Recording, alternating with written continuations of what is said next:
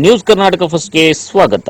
ಇಂದಿನ ಪ್ರಮುಖ ಸುದ್ದಿಗಳು. ಪ್ರಿಯ ವೀಕ್ಷಕರೇ ನಮಸ್ಕಾರ, ನಾನು ಬಜಾರಾಯ್.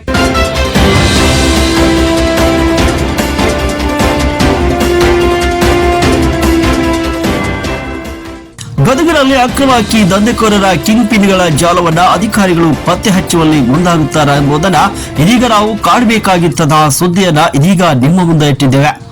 ಬಡವರ ಹಸಿವಿನಿಂದ ಬಳಲಬಾರದೆಂಬಂತಹ ಉದ್ದೇಶದಿಂದ ಸರ್ಕಾರ ಉಚಿತ ಅಕ್ಕಿಯನ್ನ ನೀಡುತ್ತಿದೆ. ಆದ್ರೆ ಬಡವರ ಹೊಟ್ಟೆ ತುಂಬಿಸಬೇಕಾಗಿದ್ದ ಪಡಿತರ ಧಾನ್ಯಗಳು ಈ ಅಕ್ರಮ ದಂಧೆಕೋರರ ಕೈಯಲ್ಲಿ ಕಾಳು ಸಂತೆ ಸೇರ್ತಾ ಇದೆ. ಈಗ ಇನ್ನೊಂದು ಪ್ರಕರಣ ಕೂಡ ಗದಗ ಜಿಲ್ಲೆಯಲ್ಲಿ ಗಜೇಂದ್ರಗಡ ಪಟ್ಟಣದಲ್ಲಿ ಎಪಿಎಂಸಿಯಲ್ಲಿ ಮ್ಯಾಗೇರಿ ಎಂಬುವರ ಅಂಗಡಿಯಲ್ಲಿ ಶರಣಪ್ಪ ಹನುಮಂತಪ್ಪ ಗೌಡರ ಎನ್ನುವ ವ್ಯಕ್ತಿ ಅಕ್ರಮವಾಗಿ ಅಕ್ಕಿ ದಾಸ್ತಾನು ಮಾಡಿರುವ ಮಾಹಿತಿ ತಿಳಿದು ರೋಣ ತಾಲೂಕಿನ ಆಹಾರ ಇಲಾಖೆ ಅಧಿಕಾರಿಗಳು ದಾಳಿ ನಡೆಸಿ ಸುಮಾರು 1,18,000 ರೂಪಾಯಿ ಮೌಲ್ಯದ 50 ಕೆಜಿ ತೂಕದ 75 ಪ್ಯಾಕೆಟ್ ಅಕ್ಕಿಯನ್ನು ವಶಪಡಿಸಿಕೊಳ್ಳುವಲ್ಲಿ ಮುಂದಾಗಿದ್ದಾರೆ. ಇನ್ನು ಸರ್ಕಾರ ಬಡವರ ಹಸಿವಿನಿಂದ ಬಳಲಬಾರದೆಂಬಂತಹ ಉದ್ದೇಶದಿಂದ ಕೋಟಿ ರೂಪಾಯಿ ಖರ್ಚು ಮಾಡಿರ್ತಾರೆ.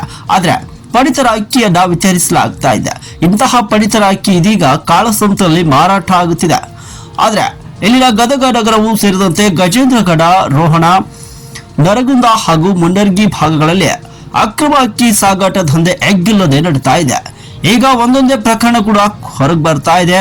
ಈ ಒಂದು ಅಕ್ರಮ ಅಕ್ಕಿಯ ದಂಧೆಕೋರರ ಹಿಂದಿರುವಂತಹ ಅಕ್ರಮ ಅಕ್ಕಿ ಕಳ್ಳರನ್ನ, ದಂಧೆಕೋರರನ್ನ ಪತ್ತೆ ಹಚ್ಚುವ ಕೆಲಸವನ್ನ ಅಧಿಕಾರಿಗಳು ಮತ್ತು ಪೊಲೀಸರು ಮಾಡಬೇಕಾಗಿದೆ.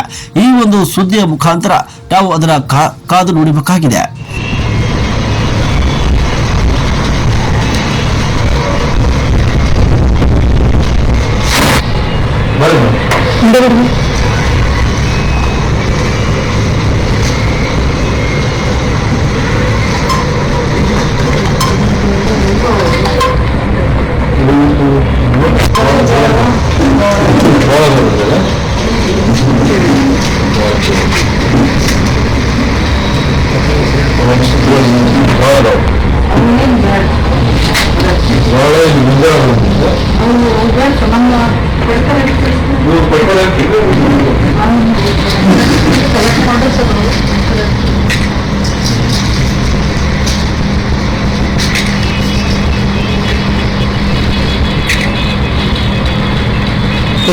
ಎಷ್ಟು ಆಗ್ಬೋದು? ಚೀಲ ತೂಕ ಮಾಡ್ತಾರೆ. 5-6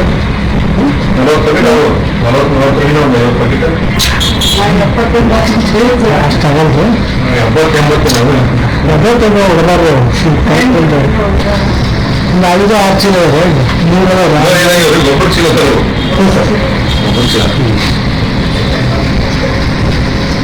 ಮತ್ತೆ ಇನ್ನೊಂದು ಆ ಥರ ಎಲ್ಲರ ಅಂಗಡಿಯವ್ರಿಗೂ ಕೂಡ ಇದೆ ಅನ್ನೋದು ಒಂದು ಬಟ್ ಅವ್ರು ಅಂಗಡಿಗೆ ಕ್ಲೋಸ್ ಮಾಡಿ. ಹೌದು ಸರ್.